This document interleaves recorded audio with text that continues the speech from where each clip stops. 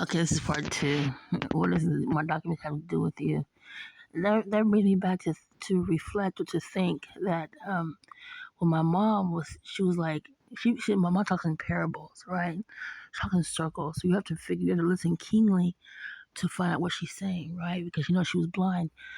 And my brother, he was so, I don't want to bash him. I know he's been bashing me. But, she listened to him. I could tell her don't do it, the LASIK surgery, especially for African Americans to some.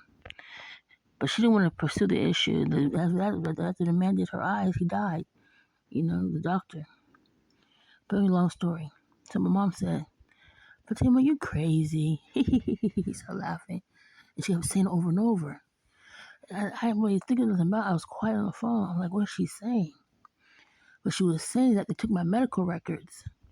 And she knew I wasn't no crazy. She knew what I was doing because the court had put me through a lot. And when you're on Medicaid or Medi-Cal, they want to diagnose you for PTSD, for the trauma that you've been through. Because like I said in my case for child support, it was the lack jurisdiction, which means that it was a child support hearing. And my ex had requested to modify child support, and I always had went to a custody case. But I didn't know about law at the time. I was more into medical, like I said before, and so they said okay, depression, but they don't want to say PTSD, post-traumatic stress disorder. But because we're on Medicaid, that means they're liable. The county's liable, and the county's the one pay for your insurance. So they're not gonna pay. They're not gonna make the diagnosis. And I remember my mom had said that. And I'm like, what is she trying to say now? Well, I already knew. I put it together. That's what she was trying to tell me, that they got my shit.